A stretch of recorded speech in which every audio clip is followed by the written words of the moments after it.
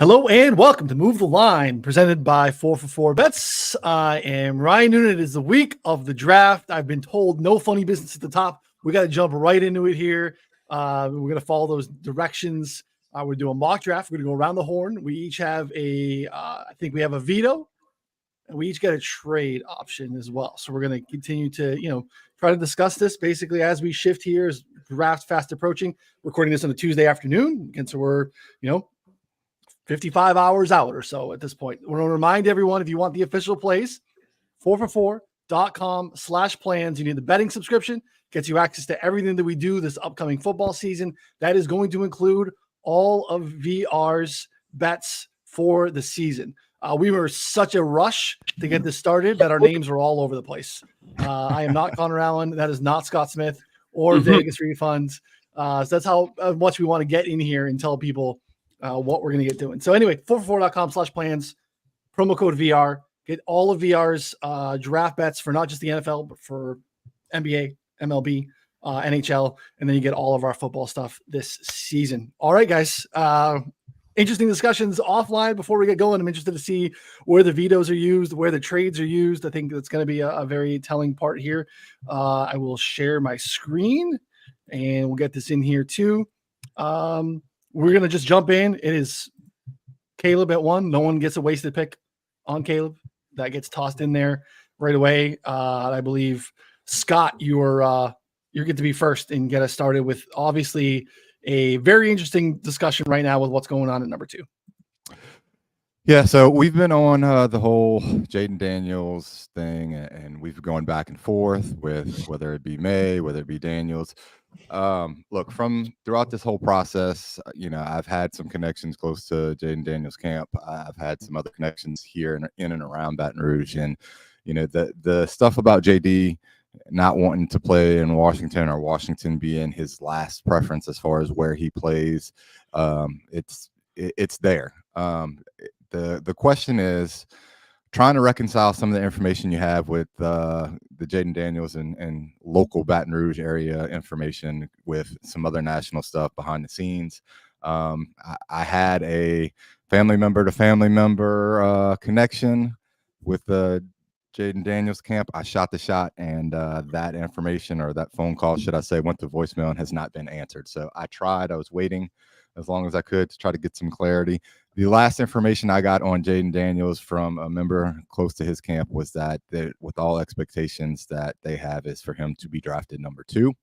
That was as of Saturday, late Saturday night, early Sunday morning, and they have been radio silent since. So that's where I sit, trying to reconcile that with some of the information coming back about whether or not Washington likes J.J. McCarthy, whether J.J. McCarthy's over Drake May.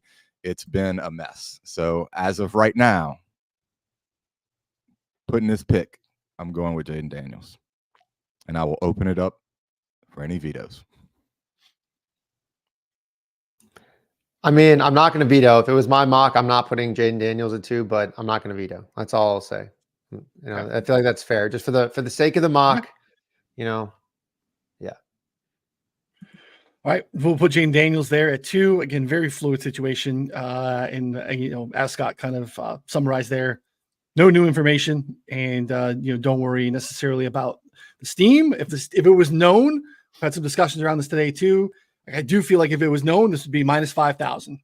And yeah, we cooked out to like minus 300 or so again, but like we're still not there yet. I think stay fluid and maybe getting some plus numbers on exactors or someone else there too. VR, you want me to take 3, but you wanted to skip 3. So you think is kind of 3 as a whoever's left between Daniels and May. We don't think JJ's in that mix. I don't know. I don't know what you want to do with 3, but I think it's still so dynamic. Yeah, I guess, for the sake of the mock was really the reason I did that. But in the end, I think we can assume, if JJ goes 3, Drake will go 4 or 5. So it really won't mess anything up, which is why I pretty much conceded to you taking this pick. Are you going to take JJ, or is that just a bunch of... I'm going to put Drake May there at 3. No, I was fascinated with your thought around McCarthy being off the board at 2. It's kind of Oh what no, I I thought was you were just implying. honestly, I was just doing that for the sake of time. Like skip it. Like I think it's a fair assumption to assume it's one of the two, but anything can happen, and it is, like you just said, it's fluid. Yeah, I think it's very interesting. I think McCarthy is very much in play for New England at 3. Be fascinated to see what they would do. I don't think they trade back. I think that they stay and they take a quarterback. Who's got 4? Is that UVR or is that Connor? Connor 4. Very busy spot, obviously, in potential for trade or obviously first non-quarterback off the board. Yeah, I mean, I think in this instance, there are some reports coming out that Marvin Harrison Jr. that the Cardinals have Marvin Harrison Jr. and Malik Nabers, relatively close. I think that if Drake May is there at 4, that the Giants will definitely be the ones to trade up to 4 and maybe even overpay for that pick. I think in this instance, it's just JJ McCarthy. I think that we will see the Vikings trade up to 4, with the Cardinals potentially trading back up again as well. So, yeah, I would give the Vikings, obviously the 2 first rounders and then a first rounder next year, I would say, or at least a middle round pick to get up. So I would guess 3 first rounders, to be honest, plus. Not accepted. I'm going to force the trade. Yeah, not accepted. They didn't like that one, apparently. Denied. All right, we're good. Okay. So draft a player. Minnesota at 4 is going to take the remaining quarterback here, which is interesting. You get buried in the rankings here, which we've laughed at this PFF. So one thing that I will say, I think you can force the trade through. I did. Yep. Click the other 2. Yeah. Okay. Yep. JJ4 veto. Are we going to veto a trade? Nope. JJ4. All right. So Connor's trade is done. VR, we're on the clock for you. 5 for Harbaugh in the Chargers. Oh,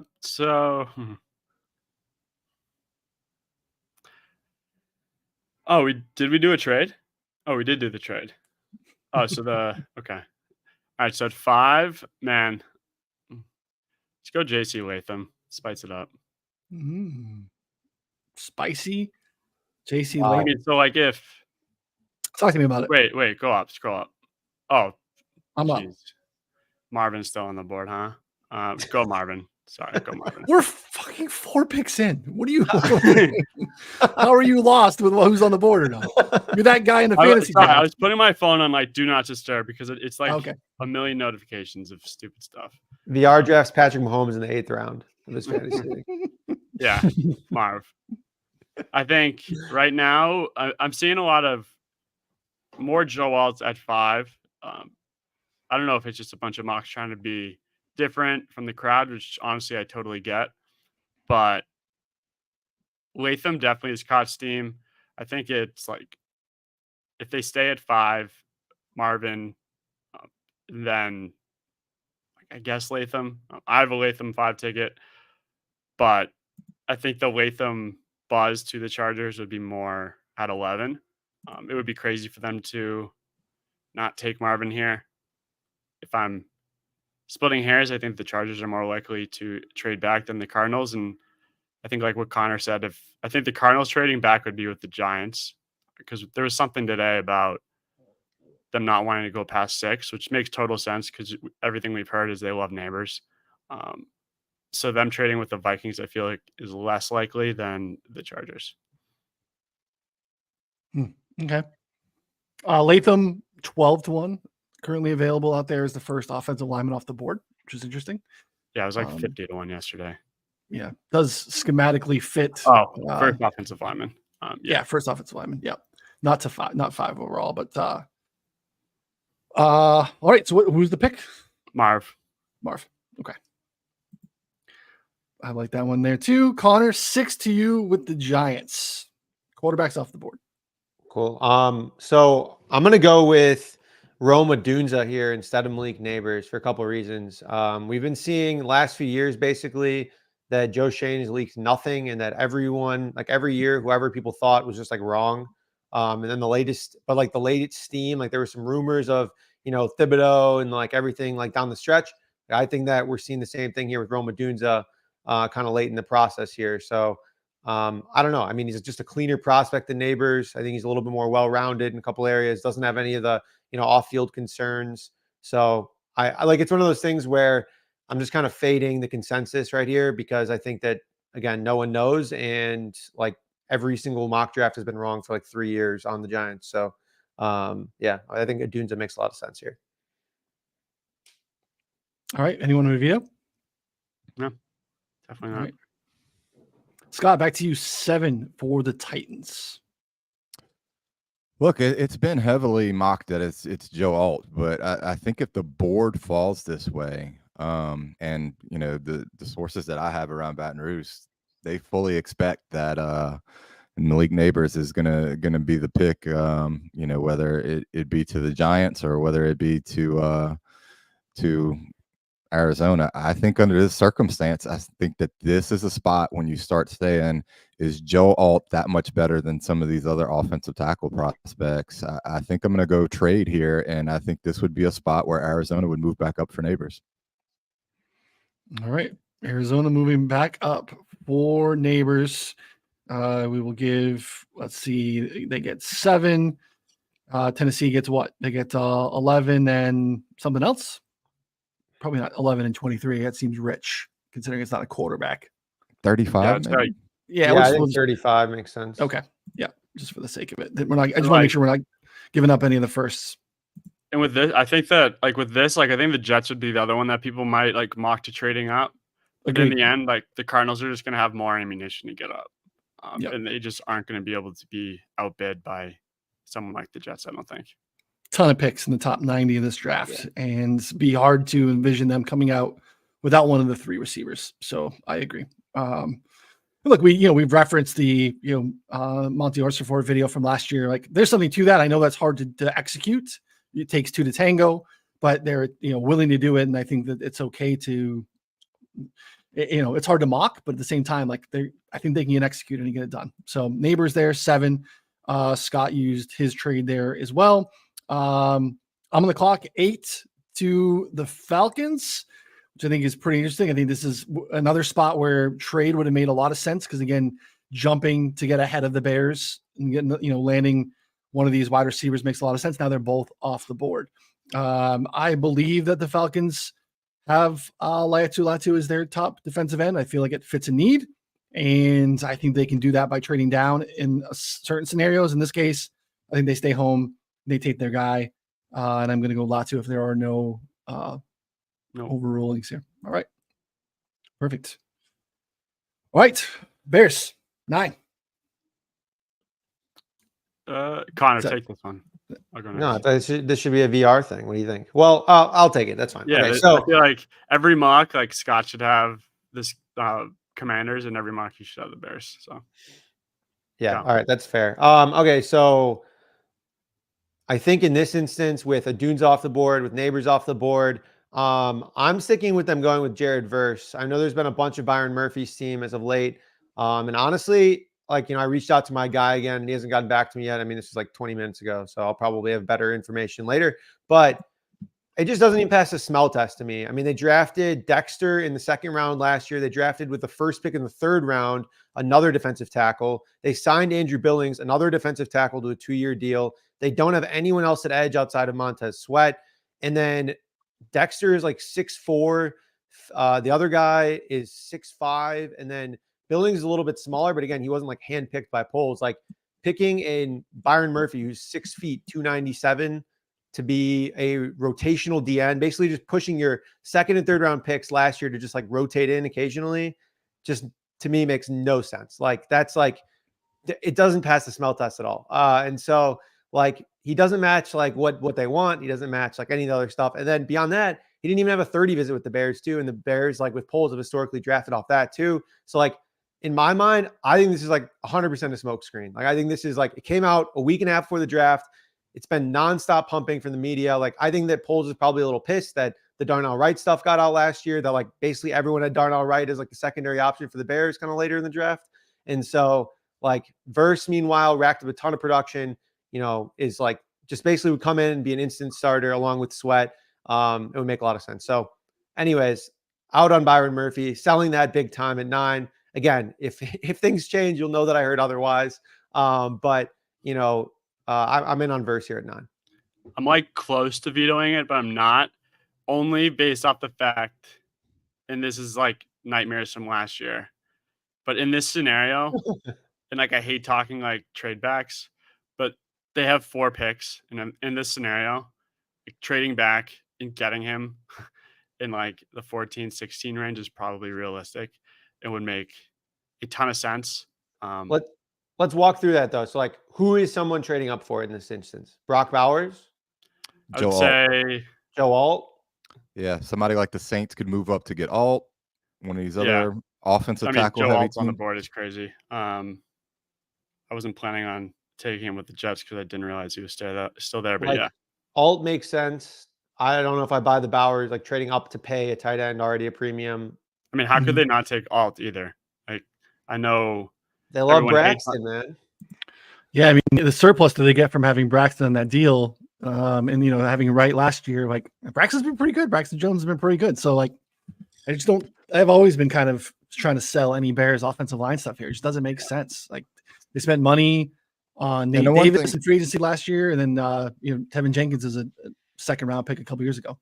But like the arguments with them taking offensive line are all based off of Joe Alt not being there. Like I feel like he's kind of just, and depends who you ask on how good he is. But yeah, I mean, I'm not going to veto it. I agree versus their guy.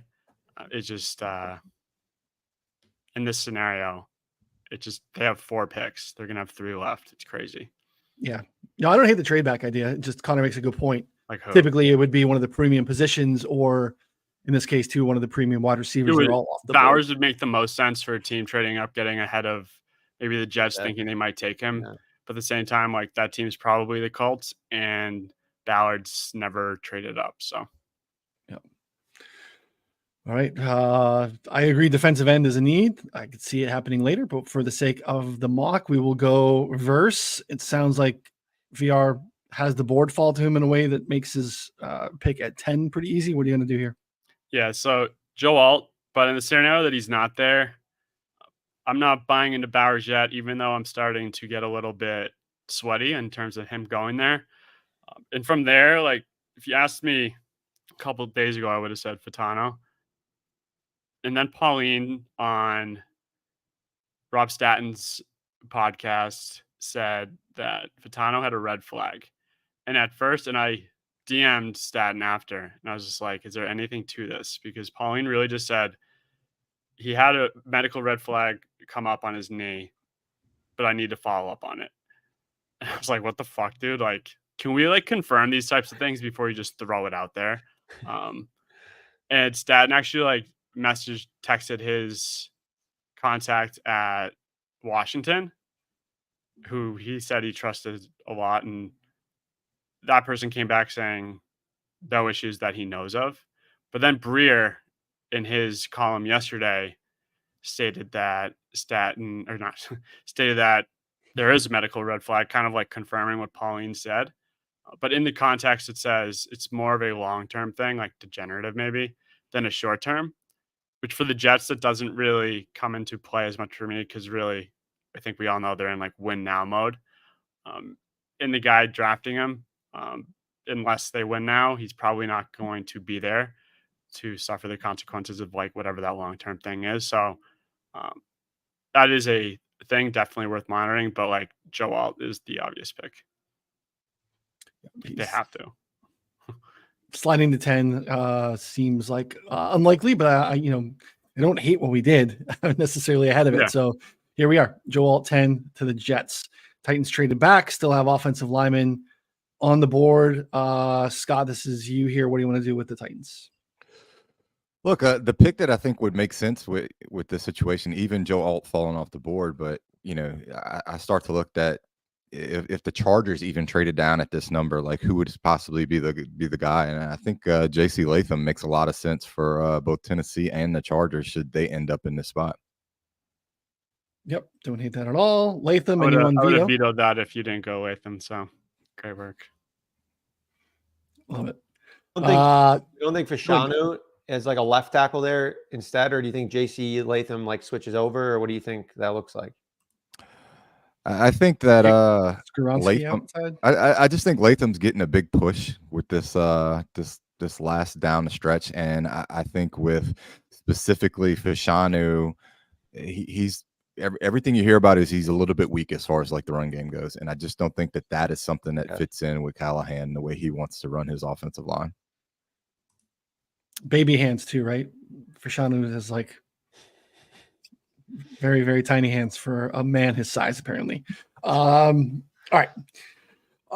12. Denver is one of the hardest teams to mock. I don't feel good about Bo Nix here. I think they are in play for a quarterback. I don't know if you guys think that the Zach Wilson trade changes that dynamic. I don't necessarily, but I mean, really, really hard team to pinpoint because there's like kind of a competitive roster, but not like really good. They obviously don't have an answer at quarterback. I don't really know what to do with them whatsoever. I think this is a spot where Brock Bowers makes sense because Brock Bowers is impossible to mock. I think the defensive end makes some sense here. I will go Bowers because I really don't know where else to put him otherwise, even though I don't feel that that's a pressing need, but comfortable to be vetoed here if someone has a strong take on Denver. Are you not buying the Bowers, the Colts stuff just because he didn't test, or? The Colts stuff is tough because I think Brian Thomas makes a lot of sense there, and I also think corner makes a ton of sense there too. But yeah, I mean the testing thing is interesting, and a team that I think wants to add weapons, but I think Brian Thomas makes sense. But are they scared with Brian Thomas's shoulder? Like it's very wishy-washy. I have no strong take here. I very much think Dallas Turner is in play as well. Personally, I would go Turner, but you know, it's your pick. I don't know. Go Bowers, and if you think Bowers, I'm not going to veto. I'm not going to use my veto on this, but I think you know. I know. Let me see my current mock that I have in pencil currently has Bowers at 12, and again, I think a weird pick for Denver to make, but I just don't know where he goes. Very, very difficult to put there. All right, VR Raiders 13. Oh man.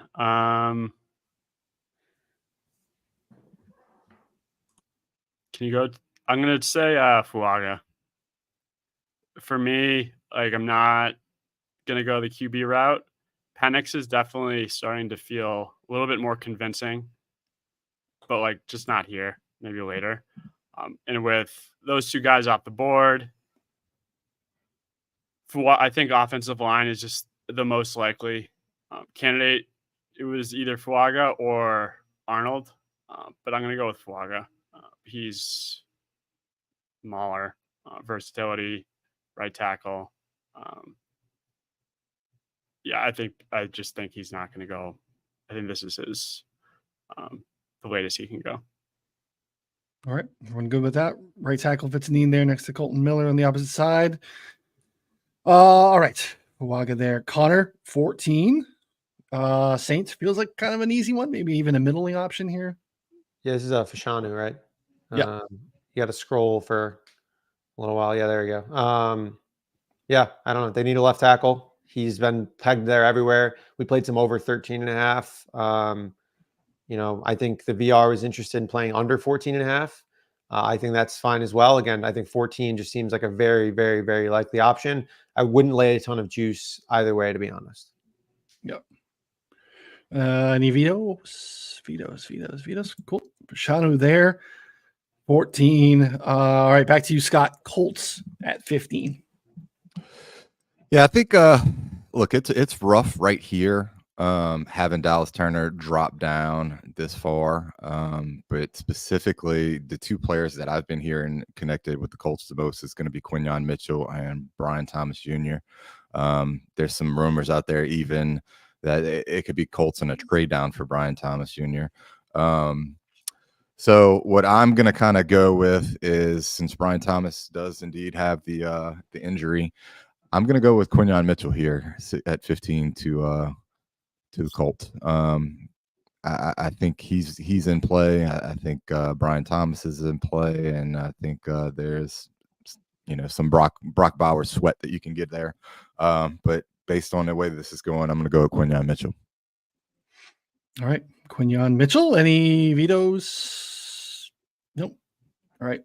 I agree at this point, especially with the way this board has fallen. I think Mitchell and Brian Thomas are the most likely options here. Seattle on the clock at 16. This could go in a handful of ways. I've, in our chat on shows have made a case for Cooper DeJean as a like long shot sprinkle first position taking corner for Seattle here. Opposite, Rick Woolen got benched multiple times late last season. I don't think that they are in love with him. New coaching staff. You've seen that Devin Witherspoon could play inside and outside. So I think corner is very much within the range of possibilities. I think interior offensive line is also possible. And I also think obviously a guard is possible too. But in this scenario, with a lot of ammo, I'm going to make a trade because I think the Seahawks can address some of that a little bit later. They do not have a lot of draft capital either. So I am going to have the Arizona Cardinals jump back up. Again, they have a ton of stuff that they can get done here. Cardinals will give them, let's see here. We'll give them 23 and we'll throw in whatever, 71. We're going to make this happen. We're going to force the trade. Again, don't aggregate me on trades. We're just trying to get a first round mock in here, guys. Okay. And I'm going to have the Arizona Cardinals select Dallas Turner with the 16th pick. They think they need to come out of this with a offensive lineman and a premier defender. In this scenario, they have a couple of picks. I'm going to put Dallas Turner there, who's falling to 16 and end his stop there. All right. Now we are on to the. Oh, go ahead. The one thing I want to mention, Patano's the consensus there, and not to go back to the red flag issue. And I saw it from a random Jets guy from it was from weeks ago, and it was a really, really good point to me. But Patano went on 730 visits. And if you count the visits that the other big five offensive linemen went on, combined, they went on 9, which you hear about the visits being health reasons. They're having this guy in he's gone on so many visits because the team, doctors want to check him out. Which to me, him going on so many with this red flag coming out kind of is a signal that I don't know if these 30 visits were more of so many teams having interest and just not more about this knee that we're concerned about. I don't know if that means he'll fall past 16 or not, but I just forgot to bring that up on 10. That's a fantastic trade. I thought you were going to go Eagles, but Cardinals is even better. And jump in the chat. If you guys have questions, we'll try to get to as many as we can here at the end and kind of go through some of that stuff too. Jeff saying I'm making trades like I'm drunk 3 a.m. playing Madden. Yeah. Look, we had 6 on the clock trades last year in the first round. And that's kind of where the betting market is in terms of number of trades happening too, Connor. So we're not completely out of line. Each guy has one trade to make here. So we'll still probably be under market. Yeah, and only you trade up for a defensive player. You know what I mean? That's just such a Noonan on brand thing because I thought you were going to go with the Bills trading up for Brian Thomas or something like that, and you went up for the trade up for the defensive player. So I absolutely love it. Super on brand. Yeah, you're going to know where our bread is buttered here. So, all right, VR Jags 17. What do you think? I'm going to go with I'm between.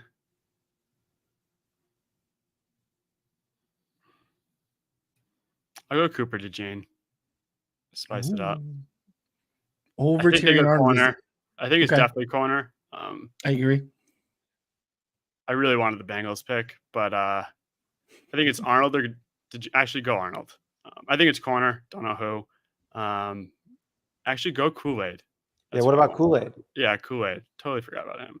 Yeah. Kool-Aid in Penn. That's what I would have said from the start. I think there's been some rumblings that the Jags are higher on Kool-Aid, top of their board. And if you look at the Jags draft history, he definitely fits the bill, specifically to size. And I guess Bulk loves guys with wicked long arms. Long arms. Wicked. And Kool-Aid fits the bill. And it was very interesting hearing those rumblings. And then yesterday, Charlie switched his mock to Kool-Aid at 17. And then today, Walt switched his mock to Kool-Aid at 17, which for me is from 2 of the best mockers. And I don't know if Charlie's connected or what, but that is one of those that you're seeing these mocks for months. And then when they make a drastic change like that, and you can connect it to something that you might have heard, is like a great signal. So I'll go Kool-Aid at 17. Totally forgot about him. Nice. You want to give me the Jags GM one more time? Did I butcher it? What is it? How do you pronounce it? I'm not. I think it's pronounced Odunze. Trent Baalke. I think we went silent E. I like it though. I thought I was gonna get shit for saying wicked, but no, we got wicked's. We're there. I'm with you. All right, Kool-Aid. Interesting. I love it. I think you make a good point. Those Walt and Charlie mocks today and yesterday were interesting, to say the least. But I'll let everyone else go out and navigate and find some of those. Connor, this is a pick that VR wanted 18 to the Bengals. A couple of different ways that they could go here. What are your thoughts? Yeah, there's been some late steam here on the Bengals picking a corner. So I'm going to go with Cooper DeJean. Oh, actually, no, Terrion Arnold's still on the board. We're going to go with Terrion Arnold because he's, I think him or Cooper DeJean are in a great spot here. I think they could go offensive line, but there's been some late steam for corner. So I'm going to go with, I think I'll probably have Quignon at 18 in my mock, but I think Arnold makes a bunch of sense here. And I bet this is what you're going to do, VR? What? Were you going to do this? Yeah, if this wasn't corner, I was going to veto it. I bet corner yesterday, which I want to say like a month or two ago, and Connor's in this chat that I'm in as well. Someone who was nails last year on this Bengals pick beforehand dropped a message with that person that he talked to about, and it was like extremely detailed about the Bengals philosophy, where they want to have starters in place at every position so that they can take best available in the draft every year, which corner would be the one. I forget it was, and then it got into corner. Like I need to read it. It was a really long text. And that stuck in the back of my mind. And then yesterday, someone else texted me that was nails last year as well. Basically the same as the other guy. And he basically texted me the exact same philosophy, like a paragraph detailing that led to them taking a corner. And I didn't tell this guy about what the other person had texted me prior. It was too detailed of a text they don't know each other. And it just really resonated with me. It made like so much sense. And I can drop like the philosophy in the Discord after, but it sold me. It was like 10-1 yesterday. It's definitely come down. And if Terrion Arnold's on the board, like it makes total sense. Whether he be their second corner or third, it would just make total sense. They used early picks in the last 2 years on DJ Turner and Cam Taylor-Britt. So they have them under control on their first contract. Mike Hilton, absolute dog in the slot, even though he's getting up there in age. I love your story. I love the discussion around it. I love that you were going to use your veto if he didn't go corner. I'm using my veto. Oh, what? They're not passing on Byron Murphy here. They're not passing on Byron Murphy. They need an interior defensive lineman. Yeah. That's fair. Byron Murphy is, people are talking about him being the first defensive player off the board. He's going to be top 10. Like they lost, BJ Hill is beat up. He got hurt late in the year.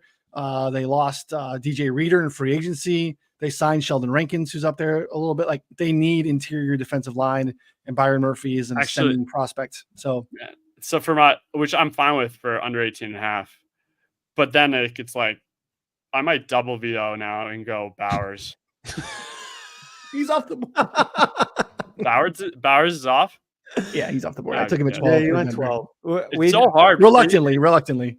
Jeff mentioned I was like, can we get a halfway point recap? Do you want to just run through the picks real quick, Noonan? Yep. I'm going to lock in Byron Murphy as my that's veto. Unless someone's vetoing my veto. Financially, I'm with that. Okay. All right. Jeff was probably bowling. We'll make up for it here. Caleb Williams won Chicago.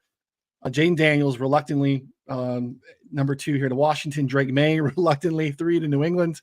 JJ McCarthy in a trade up to Minnesota at 4. Marv goes 5 to the Chargers. Rome Odunze 6 to the Giants, and the trade here with the Titans and the Cardinals. for Malik Nabers, 7 to Arizona. Liatu Latu, 8 to the Falcons.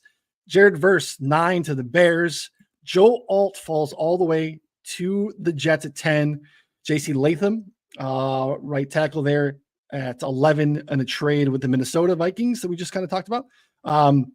We have Brock Bowers, 12 to the Broncos. Talisi Fuaga, 13 to the Raiders. Olufushano, 14 to the Saints. Quinyon Mitchell, 15 to the Colts. Another trade with Seattle moving back and Arizona moving up to grab Dallas Turner at 16. Kool-Aid goes 17 to Jacksonville. And then through Vito, Byron Murphy, 18 to the Bengals. Okay, this is 19. Whose pick is it here? It is Scott's pick. Scott, 19 to the Rams, buddy. Yeah, look, I think the Rams are a little bit of a mystery because they haven't made a first-round pick with Sean McVay. So it's a number of different places that they could go here. I've heard that they can trade up for a tackle that they're interested in. My latest mock, I had Amarius Mims going here, and I think I'm going to go ahead and stick with that route of Amarius Mims. You can maybe think a little bit about Brian Thomas here since he's still on the board, but I'm going to go with Amarius Mims. I think they need to infuse that offensive line with some type of talent. I don't think Havenstein is the guy that's going to stop them from taking Amarius Mims.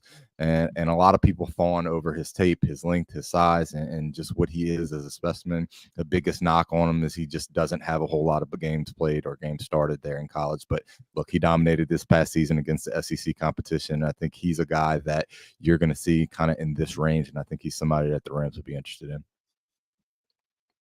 All right, we got a Vito. Mims it is. Does anyone have any idea what the Rams are doing? I don't think anyone knows. So I feel like you could probably pretty much sell us on whoever you wanted and it'd be fine. Hopefully Schrager will tomorrow. Yeah. Right, By the way, the guarantee, basically, right? Schrager's reasoning was bullshit. That was like total garbage. That was like, he's like, oh, well, I know Sean McVay, so he's for sure going offense. And then he like in another podcast, he's like, Sean texted me like, oh, we're for sure going offense, huh? He's like, yeah, of course you are. Like, it was just Schrager like projecting his opinion of Sean McVay on Sean McVay. Like, I don't know. It just seemed like total garbage. Like, I get that you know him and like, yeah, that makes sense. But like, I don't know. He just said it way too confidently for what it actually was. I will say this. The one player that they have like done a lot of homework on that keeps popping up with the Rams is Chop Robinson. So he's another player from a defensive side of the ball that I would keep an eye on there for the Rams. Byron Murphy would be interesting if he were to fall. Seems early for Johnny Newton, but that makes sense to me as well. But yeah, they need corners. So Arnold being there, it could tell me on a number of things, but we will go Mims for the Rams. I am up here with the Steelers. Offensive line. One of my favorites in the book bets right now is Steelers offensive line. Before it steamed out to like crazy numbers. So feel pretty good about that. Just a matter of which one it is. I think Graham Barton makes a lot of sense. Scott, you're shaking your head there. This is a pick we thought we would have a little bit more information on. But Scott, you want to lend anything here to my Graham Barton pick, who will be my pick? So I've been on board with the Graham Barton pick as well. And leading up to this, it's been kind of assumed that it's between both him and maybe Amarius Mims. Those are the players that have been kind of heavily projected. But with the news of Fatanu kind of dropping down possibly for the knee issue, it's kind of a wonder how much further is he going to drop. And Fatanu, they met with Fatanu both at the combine and he had a top 30 visit.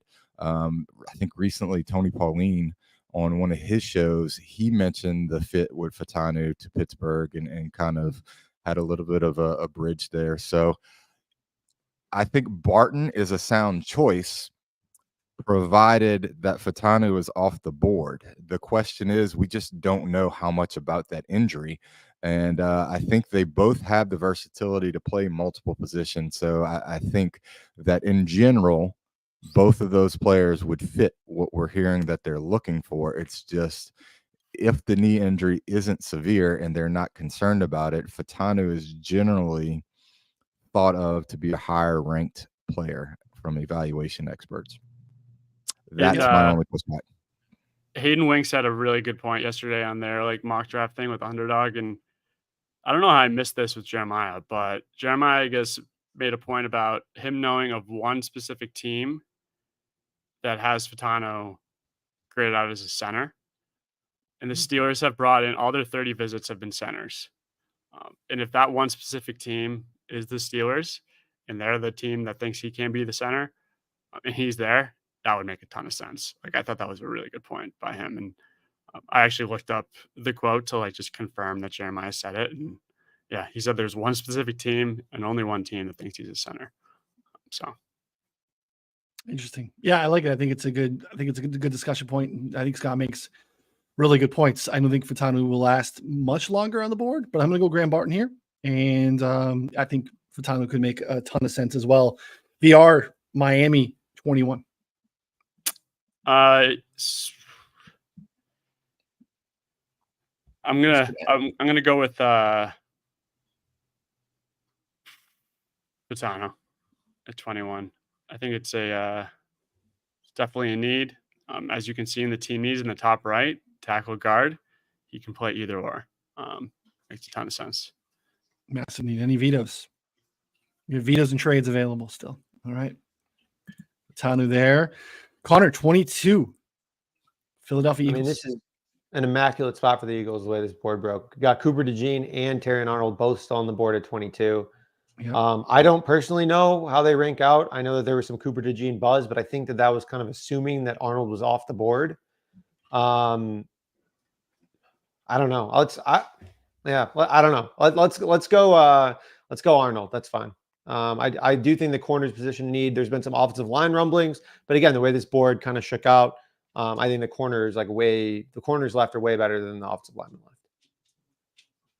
I like it. Arnold, good. All right, Scott, back to you. Dallas 24. Oh, I'm sorry. You're my fault. You're Seattle 23. My bad. So you talked about it a little bit prior, and like we said, the way this board shakes out, I think Cooper DeJean would fit in. I think Seattle would be happy to trade back and acquire some picks and still be able to get a guy like Cooper DeJean. The biggest issue that you're starting to hear lately, as far as Cooper DeJean is concerned, is that a lot of teams are here, like basically saying that he's a safety. With the Seahawks in particular, I don't think that matters as much to them. I think they would plan to play him in a number of spots, very similar to what Detroit did with Brian Branch last year. So I think he makes a lot of sense right here from a value standpoint, and I think he would fit in well with the scheme of what Mike McDonald wants to run there in Seattle. So I'm going to go with Cooper DeJean. And what McDonald ran with Kyle Hamilton in kind of that hybrid role last year in Baltimore too. So it makes a ton of sense. They did bring in Rayshon Jenkins from Jacksonville. They have a friend of the show, Julian Love, as well. It's a nice little safety group. And it's Seahawks, nice little secondary if they were to add Cooper DeJean here. So I like that quite a bit. I think sneaking up here, interestingly, could be also like Chop Robinson could make a lot of sense for them as well. I know Chop is again kind of falling a little bit later, but I think Edge could make sense too. But I like the DeJean pick. Training back again. All right. We are sorry about that. Dallas. Right. 24 to Dallas. I think Scott's done some homework here. Feel like offensive line is a spot where it's going to be hard for them to move off of.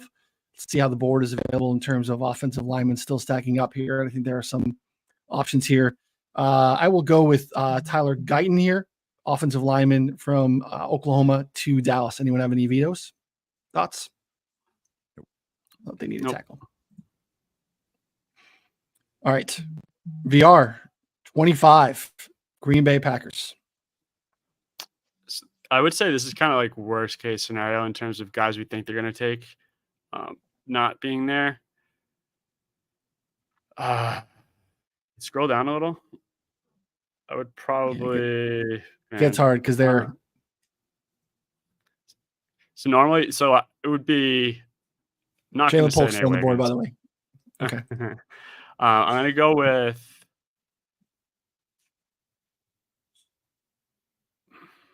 scroll up. Yeah, like I guess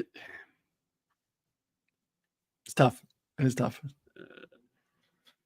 I think does Newton make sense? Well, the one thing I will say is that in tracking a lot of the visits, I've heard that Green Bay does like Jordan Morgan. He's a player that makes sense and also fits in athletically with the way they tend to draft. I do agree that this is like a worst case scenario for the Packers in this situation. But when you start looking at it, is Morgan a guard or is he a tackle? Different teams are going to value him different ways. But he's a player that's been linked there that I think would make some sense. But this situation right here, how are they along the interior? Does Jayden Newton make sense? It's one of the spots that I don't necessarily feel confident in with the Packers across the board. And Barton 120, right? Yeah. Yep. Yeah. I would say Newton would be a no for them based off of need. Yeah. Kenny Clark, he took an early pick on obviously Devonta Wyatt just 2 years ago. So, and I also don't think corner's really a need for them as well. I mean, that doesn't mean that they won't take it, but like they got some really good play out of some guys they weren't expecting to even need to use last year with Valentine and Valentine as well. Stokes and Alexander are back healthy for now. Like it's actually kind of an area of strength for the team, I think. So, corner doesn't feel like a need for them. So yeah, I really do think offensive line is a great play. Let's do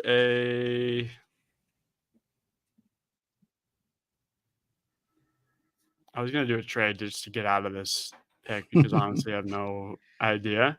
I'm not going to suggest it, but I honestly have no idea what happened here. Like, I guess Jordan Morgan. Yeah, I think they'd go Morgan. Yeah. I'm not like I was almost like Jackson Powers, but let's just go Morgan. I'm not like totally sold on him going in the first as high as I think he's being projected right now, but it's a worst case scenario. And I wanted to just like bow out and take the let's trade back, but we go against every principle I have. Someone who bet Packers first pick offensive line. I'd like that we stayed on that one too. See, Connor, back to you here. 26 for the Buccaneers. Yeah, the chalk here has been Chop Robinson. I think it still makes sense. I don't know if you guys have any other thoughts, but I think Chop makes a ton of sense here. Yeah, especially how it fell. Look, you could go a number of different ways. I'm not going to veto this, but I'm going to throw this out here. Of the teams, and there's some argument whether or not Jackson Powers Johnson is a first-round pick or not. I've heard different teams have him graded, some not even in the first round, some in the third round. I've also heard that he's personality-wise, he's rubbed people the wrong way through some interviews. So, that's one of the things. But I do think that there is a connection here with Jackson Powers Johnson, but like I'm not going to veto or argue or change that. I agree. And like the Pewter Report, which is like the Bucks, like I don't know, it's not like a beat site. It's like their like go-to like fan site, I guess. Which it's real. Pewter Report's like great, and they've been pumping Jackson Powers. And yesterday they did their like quote unquote final mock for the Bucks, and they took Jackson Powers. The one interesting note in the whole thing, and they had a spot where like surprise players they could take, and they listed off a bunch of guys, and at the very bottom is saying the one player they will not take is Nate Wiggins. And Pewter Report has like weight to me. Like I think they definitely know what they're talking about. And that was like one of the nuggets out of a bunch in terms of me betting the over on Wiggins, which is 26.5. But financially, I'm in on Chop under. All right. I like it. All right. We'll go Chop. Let's see. Scott, back to you. I believe Arizona 27. So who do we get with the trades ups? We got Nabers. Arizona Nabers and Dallas Turner. And so we've kind of addressed the edge. We've addressed the wide receiver position, and we're sitting here and we're looking at some of the other things that they need, and offensive line is one of them. Let me look through some visits real quick, and Jordan Morgan is a guy that I do know that they've done some work on. When I'm kind of going through some of the visits and stuff, there's nobody that's really sticking out. It's been a lot of wide receiver, a lot of edge, and a little bit of offensive line visits that they've had. Look, I think the versatility here, and we didn't pick Jackson Powers Johnson. I don't have a necessarily feel. I think we kind of through the trades we've addressed some of the needs that we thought were more of a priority, but for the sake of keeping Jackson Powers Johnson in the first round, I think the guard center need, he can be versatile enough to kind of fit that, but I am not against somebody vetoing me here. It's just a spot like VR had 2 picks ago with Green Bay. I don't know, after we were managed to get Nabers and Dallas Turner, I really don't know, what they would be in for here. And is this a spot after they fill those 2 needs that a team comes up for a quarterback? I already used my trade, so I'm not going to do it here, but if it's up to me, I'll do Jackson Powers Johnson. Yeah, I've used my trade and my veto. I think corner is something that they could use as well, just as a matter of do they like Wiggins? I mean, they brought Don Murphy Bunting over is to spearhead that group. It is not a good group. It is probably one of the worst groups in the league at corner. But yeah, you guys have any thoughts on JPJ or any in this scenario, the fact that they got Nabers and what's his name? Turner. Yeah. O-line just makes a ton of sense. Anything other than O-line, I think it's just it's 3 premium positions. It's the 3. I mean, I guess he's not a tackle, but yeah, Jackson Powers. All right, good with it. Would have been good with Wiggins too. The cornerback room is sus. All right. I was able to stay home at 28 and have Brian Thomas Jr. fall to Buffalo, which makes a ton of sense. Very easy to mock that. I think there's, you can make the case that they're in play to trade up for him. I think he could go as high as 15 to the Colts, or maybe in a case of someone not being scared off by the shoulder stuff and maybe even goes higher. But I'm going to go Brian Thomas Jr. here. Any thoughts, concerns? I feel like we're all probably pretty good with that one falling into my lap here. Yep. All right, VR 29 and the Detroit Lions. I'm going to go Darius Robinson. I think somewhat of I don't know if that's like a trendy pick, or I think it's kind of become a consensus, but I think you read he's riser, was invited to the draft, fits the bill. Don't buy Nate Wiggins. Kool-Aid, if he was here, I think would be the other guy I might think about.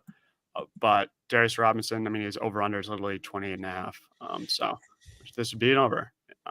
But yeah, I think Darius Robinson being here is easy. And if the Cardinals hadn't traded up and gotten Turner in the teens, I think at 27, he would be live as well, or even 26.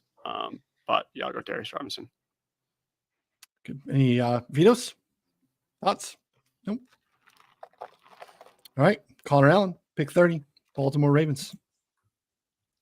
Yeah, this pick sucks because I had offensive line normally pegged in here. Like, who's left? Can you shift to that? I don't know. I mean, like I've had corner, I've had offensive line.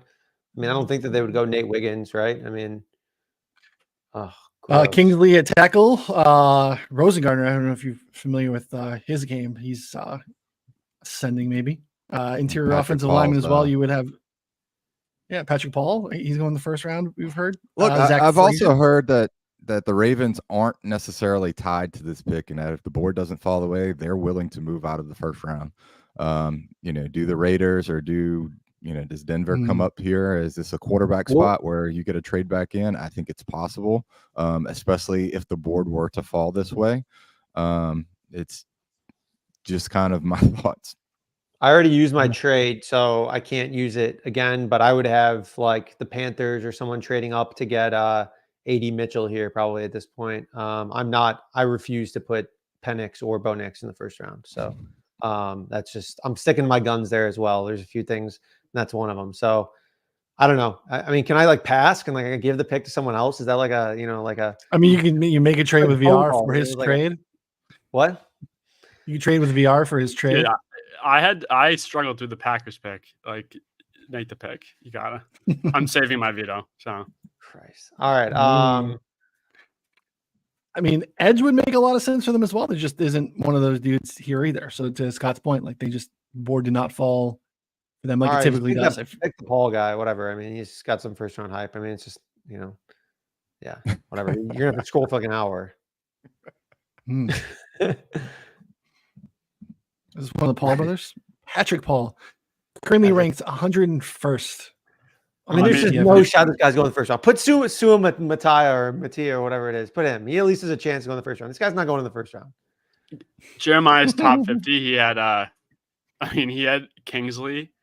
I think he was like 143, which, I mean, that's so far off the top 32. Obviously, I was just shocked about how far back he had him. I think he had Paul in the late hundreds as well. And look, when it comes to Sua Mata'ia, the issue is that he has interviewed poorly with some teams. I mentioned, I think last week that I was told that he's actually gotten taken off of the Cowboys board because he had some bad board work and a bad visit there. So some teams are high, some teams aren't.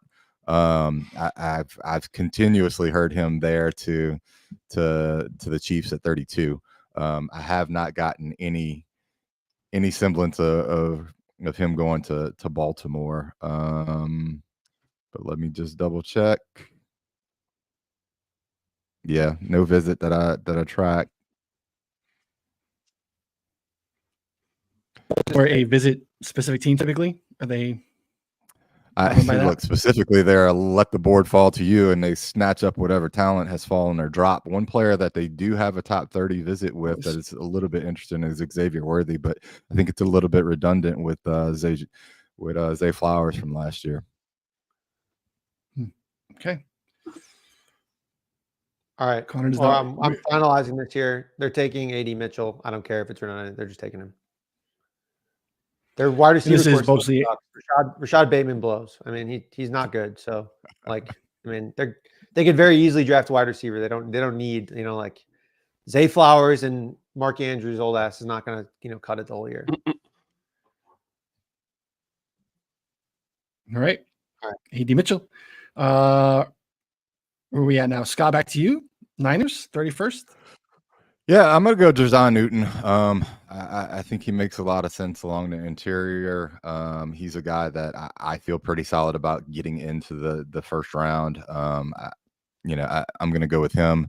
There's some other players here that I think some other people feel strongly about getting in the first round, but that's going to be my pick, Jayden Newton, interior defensive line for 49ers. I currently have Newton mocked there as well. If it's a good fit and a need, anyone want to use the veto? Trade. You don't have a trade. You can't use your trade. You can use your veto. All right. VR said he's sitting on his veto, which is interesting. You have a thought here that you want to get out on the Chiefs before I make the pick to wrap us up? Go for it. There you go. I want to see you take first. I mean, I wanted to give them. I'm still torn. I think maybe the Rice situation maybe makes them go wide receiver. I still have been offensive line kind of holding there too. I really think that's going to be the case. I could just take Jalen Polk, and I know that you won't veto me if I put Polk at 32 for the sake of the show. Let's see. Well, we still have Kingsley in terms of offensive lineman here. Worthy, I mean, is that redundant with Hollywood Brown? Kind of feels like it a little bit. Let's toss it out there. What do you guys think here for 32? Connor, where are you at with the Chiefs right now? I'll let VR go first. He's yeah. I was just gonna veto and put Jalen Polk there to will him into existence. But can I veto the veto? Yeah. Yes. I would have vetoed. I wish I counted the order so I could get the Niners and the Chiefs, where I would use my trade for the Bills back in to take McConkey and then veto so that Jalen Polk could go 32 and just hit on both of those, which, I mean, you hear all the rumors about the Bills wanting to trade up for a receiver, and they have no one. And I don't know, Brian Thomas, would it be crazy? It probably would if they take Brian Thomas and then they trade back into 32 and take Lad McConkey. Because if Brian Thomas isn't there, I'm taking McConkey at 28.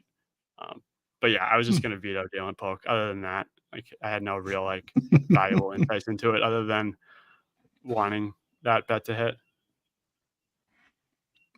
Connor, any thoughts on Worthy, Polk, Kingsley? I don't think Polk's a first round pick, but VR is just happy that he steamed the bet from 50 to 1 to 3 to 1. I think that's what he's most proud of. I think if it falls differently, O-line is definitely live, extremely live. But if it falls like this, I don't think Lad McConkey is crazy of a pick either.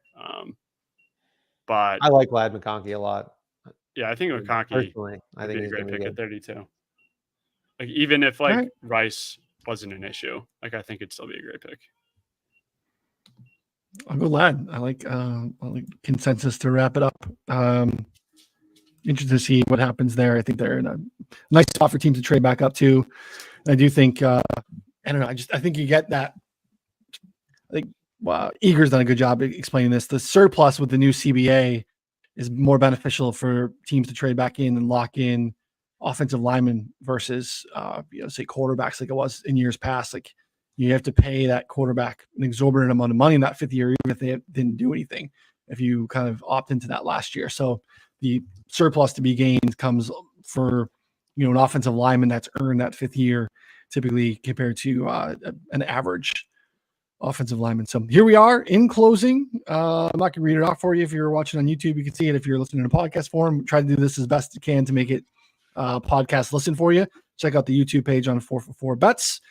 We have our first, final. We'll be back tomorrow to do another show, but our group mock draft here, pretty interesting takeaway. So we'll go around. Any last thoughts here, Connor, on what we did here? Anything else you want to get out, or any thoughts on the draft? No, I think we did a good job summing everything up. I'll probably have one or two more plays in the 4-4 Discord today or tomorrow. Love it. Scott, you got anything for the people? Yeah, I've got a couple shows to do later today, but I'm interested to see some of these mocks, the final mocks from big media guys tomorrow, to kind of see where they're going to verge, and specifically, that number 2 spot has kind of been a pivot issue of the whole time. Not necessarily from a betting standpoint, but from trying to lay out how the rest of the mock or draft is going to fall. VR, what do you got, buddy? Got nothing. Love it. 4for4.com/plans. Get the betting subscription. Use promo code VR. You'll get access to everything that we do for this upcoming football season, and you'll also get all of VR's draft picks, draft bets for this draft, and obviously the upcoming drafts for other sports as well. So, again, subscribe to the channel. Thumbs up, rate, review before you take off. Come back. We'll be back live again tomorrow, same channel at 1:30 Eastern time for our final draft preview show. Hopefully get some more bets and discussion there as kind of news comes out. We will have probably a handful of those, mainstream mocks to talk about here as we wrap up and approach. So for Connor, Scott, VR, I'm Ryan. We'll see you all next time. Thanks, everyone.